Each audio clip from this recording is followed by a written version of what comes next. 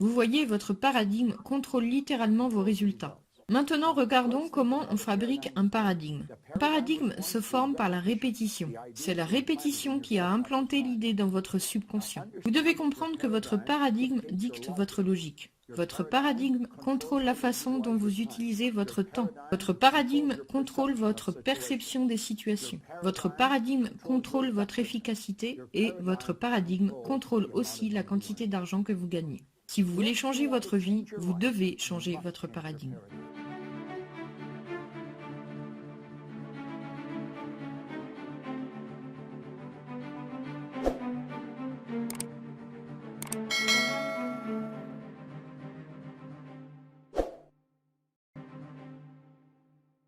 Bonjour à tous et bienvenue, c'est Bob Proctor.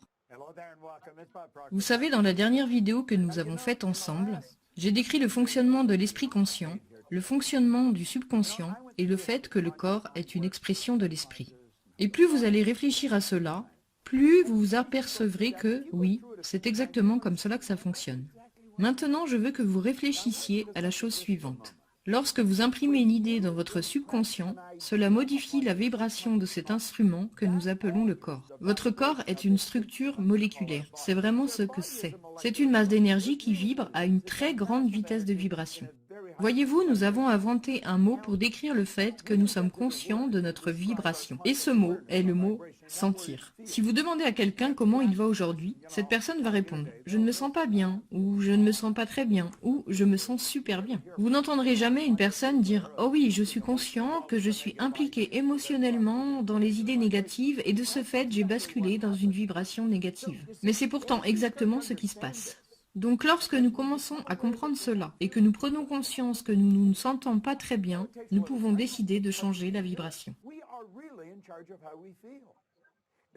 C'est vrai que cela nécessite un peu d'entraînement, mais c'est possible. Nous sommes vraiment responsables de comment nous nous sentons. Il est important que nous comprenions comment l'esprit fonctionne et que nous comprenions la relation entre le corps et l'esprit et la relation entre l'esprit et le corps. Maintenant, ce sont nos résultats que nous voulons changer.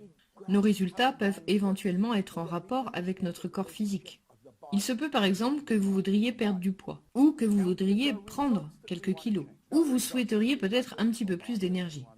Mais sachez que toute l'énergie qui n'a jamais existé ou ne sera jamais est déjà présente de manière égale à 100% partout en même temps. Tout est énergie.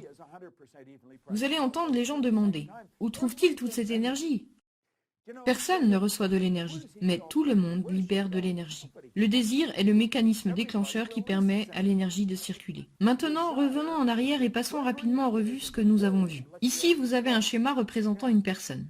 Il y a l'esprit conscient, et souvenez-vous que les facteurs sensoriels sont liés à l'esprit conscient. Et puis, vous avez le subconscient, et ensuite vous avez le corps. Maintenant, l'esprit conscient a la capacité de choisir ses pensées. Ces pensées se transforment en images mentales. Puis, nous remettons ces images à l'esprit subconscient. Puis, l'esprit subconscient les transforme en actions. Maintenant, quel est le problème? Rappelez-vous, nous avons dit que l'esprit subconscient n'avait aucune capacité à rejeter une idée. Nous avons dit que l'esprit subconscient ne pouvait pas faire la différence entre quelque chose de réel et quelque chose d'imaginaire. Dans quel état les enfants arrivent-ils dans ce monde? Je vais vous expliquer. Lorsque vous êtes arrivé dans ce monde, vous n'aviez aucune faculté de conscience. Les facteurs sensoriels n'étaient même pas encore déployés. C'est comme ça que vous êtes arrivé. Cela s'appelle la petite enfance, c'est le bébé, pas d'esprit conscient. Donc, l'esprit subconscient est grand ouvert. Vous pouvez y mettre n'importe quoi. Vous voyez, votre esprit subconscient est programmé génétiquement. Et c'est pourquoi nous ressemblons à nos parents. Mais par la suite, nous sommes programmés par notre environnement. Le psychiatre Karl Menninger, fondateur de la fondation du même nom, a déclaré un jour « L'environnement est plus important que l'hérédité. Si vous aviez grandi dans une maison bilingue, vous auriez appris les deux langues. Pour quelle raison parlez-vous la langue que vous parlez ?» J'ai eu un associé à Kuala Lumpur. Il avait un petit garçon. Il parlait déjà 4 langues à l'âge de 4 ans. Et vous regardez son fils et vous vous dites « ça alors ?» Mais ce n'est pas étonnant, le bébé a simplement été programmé. Maintenant, prenons un instant pour analyser l'environnement dans lequel nous avons été élevés. Voici le bébé. Les idées, les pensées et les concepts qui entourent ce bébé vont droit dans son esprit subconscient. Maintenant, répétez encore et encore. Et souvenez-vous que le bébé vit cette répétition toute la journée, tous les jours, toutes les semaines, tous les mois, toute l'année, et ce pendant 4 ou 5 ans. Et quand le bébé atteint l'âge de 4 ou 5 ans, où il peut commencer à réfléchir, ce bébé a été totalement programmé. Ce bébé est programmé pour penser comme les personnes par lesquelles il a été entouré.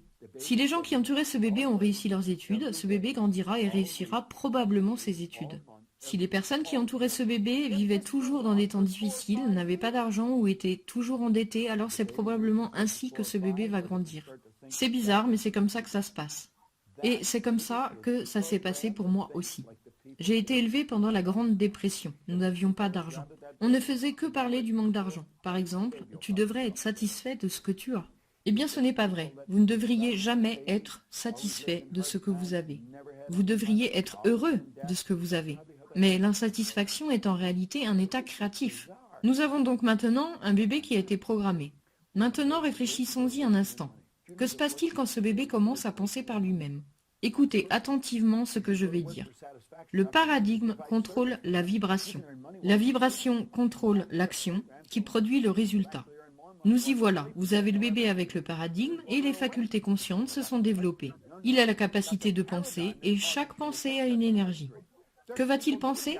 Il va avoir des pensées en accord avec son paradigme. Ok, donc ici nous avons la personne qui a été programmée par sa génétique et son environnement durant sa petite enfance. Ce paradigme n'est rien d'autre qu'une multitude d'habitudes. Et une habitude est une idée qui a été programmée dans l'esprit subconscient maintes et maintes fois. Maintenant, le paradigme contrôle littéralement le comportement. Consciemment, vous pouvez penser à une chose, mais inconsciemment, l'autre idée vous contrôlera. Vous voyez, on peut s'asseoir et on peut lire des livres de développement personnel, on peut écouter des enregistrements. On se dit, ouais, je devrais pouvoir le faire, c'est cohérent, c'est logique. Mais au final, on n'y arrive pas. Pourquoi? Pensez à cela un instant. Je veux que vous imaginiez que vous allez dès maintenant accepter l'idée de transformer votre revenu annuel en revenu mensuel. Vous dites, bon, j'aimerais bien, mais allez-vous le faire? Votre paradigme va vous en empêcher. Vous voyez, votre paradigme contrôle littéralement vos résultats. Maintenant, regardons comment on fabrique un paradigme. Un paradigme se forme par la répétition. C'est la répétition qui a implanté l'idée dans votre subconscient. Vous devez comprendre que votre paradigme dicte votre logique. Votre paradigme contrôle la façon dont vous utilisez votre temps. Votre paradigme contrôle votre perception des situations. Votre paradigme contrôle votre efficacité et votre paradigme contrôle aussi la quantité d'argent que vous gagnez. Si vous voulez changer votre vie, vous devez changer votre paradigme. Lorsque les paradigmes changent, votre vie change. C'est un beau concept. C'est un concept absolument phénoménal. Désormais, vous savez pourquoi vous obtenez les résultats que vous obteniez jusqu'à présent. Cela n'a rien à voir avec votre intellect. Votre intellect peut déjà vous aider à comprendre comment faire les choses. Mais cela ne signifie pas que vous allez les faire. Vous pouvez entendre des gens dire « je crois à ce que vous dites », mais leur comportement indique en fait qu'ils n'en ont jamais entendu parler. Pourquoi? Nous croyons quelque chose à un niveau conscient, mais au niveau subconscient, le paradigme croit à autre chose. Il existe un mot appelé praxis. Praxis est l'intégration de la croyance avec le comportement. Nous devons prendre les croyances que nous avons consciemment, c'est-à-dire celles que nous avons déterminées en pensant, et les planter à la place de l'ancienne croyance. Par exemple, j'étais persuadée que je ne pourrais rien réussir de mieux que ce que je faisais à l'époque. Je me sentais déjà chanceux de travailler en tant que technicien de surface. L'idée de fonder et de développer une entreprise dans le monde entier était tout simplement en dehors de mon imagination. Mais vous savez, quand j'ai changé mon paradigme, toute ma vie a changé. C'est ce que nous faisons, c'est ce dont il s'agit. Vous devez changer de paradigme si vous voulez changer votre vie. Vous pourrez étudier le sujet autant que vous voulez, mais si vous ne le comprenez pas, comment modifier ce programme? Et d'ailleurs, c'est ce dont il s'agit. Le paradigme est un programme. Le paradigme est une multitude de concepts qui sont fixés dans votre subconscient et qui contrôlent littéralement votre comportement. C'est un merveilleux concept à comprendre. C'est aussi un terrible concept si vous ne le comprenez pas, car il contrôle littéralement votre vie. Pourquoi pensez-vous que la plupart des gens traversent leur vie et continuent à obtenir les mêmes résultats année après année après année? Bien, c'est comme ça, et ils n'en ont aucune idée. Cela devrait nous être enseigné à l'école, mais ce ne l'est pas. Comment se forme le paradigme? Par la répétition de l'information. Comment changer le paradigme? Par la répétition d'informations. Et comment faire cela? En répétant une idée encore et encore. C'est là qu'entrent en jeu les affirmations. Je vais vous donner une affirmation que j'utilise depuis des années. Je suis actuellement si heureux et reconnaissant que l'argent vient à moi en grande quantité par le biais de sources multiples et continues. Il ne s'agit pas seulement de dire ça qu'une ou deux fois. Vous aurez peut-être à répéter cela 1000 fois par jour, tous les jours, pendant peut-être 90 jours. Et enfin, vous allez commencer à changer votre rapport avec l'argent. Sachez que les personnes riches ont toutes plusieurs sources de revenus différentes de rentrées d'argent. Maintenant, je vais vous dire ce qui m'est arrivé. J'avais toujours avec moi un magnétophone à pile et j'écoutais l'enregistrement encore et encore tous les jours pendant probablement quelques années. C'était un comportement tellement illogique que tout le monde pensait que j'étais devenu fou. Et je lisais tous les jours le même livre, Réfléchissez et devenez riche. Et d'ailleurs, je lis toujours ce même livre jusqu'à aujourd'hui. Et c'est la répétition des informations de l'enregistrement d'Earl Nightingale et du livre qui a changé le paradigme. Je ne savais pas ce que je faisais, je ne comprenais pas ce que je faisais, mais je l'ai fait.